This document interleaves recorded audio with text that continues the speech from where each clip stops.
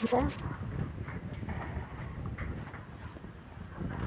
দিয়ে, কপি দিয়ে, আলু দিয়ে ঝোল হবে। পেঁয়াজটা বেটে নিচ্ছি।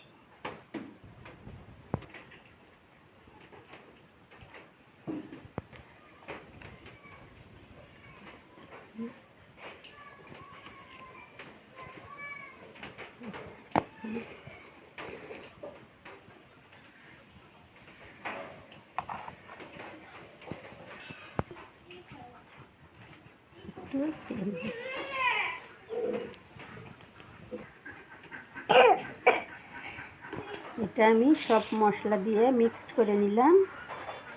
এখন এর মধ্যে ডিমটা গুলে নেব। দুইটা ডিম ভেঙে দেব।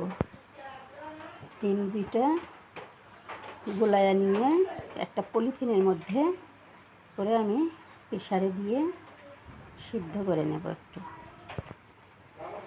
এটা আলু ভেঙে দিয়ে কপি দিয়ে ডিম আলুর ডাল হবে। এই কপিগুলো দিয়ে এটা আমি মিক্সড করে নিলাম। এর মধ্যে এখন এই পলিথিনের মধ্যে আমি ডিমটা ঢেলে দেব। ডিমটা আমি পলির মধ্যে দিয়ে দিলাম। এখন পলিটা বেঁধে দেব। এখন আমি কপিটা পরিষ্কার করে মরিচগুলো একটু ভেজে নিলাম।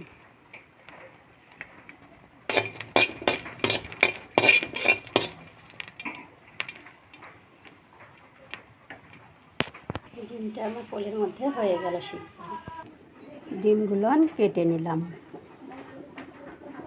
এখন এগুলো ভেজে নেব।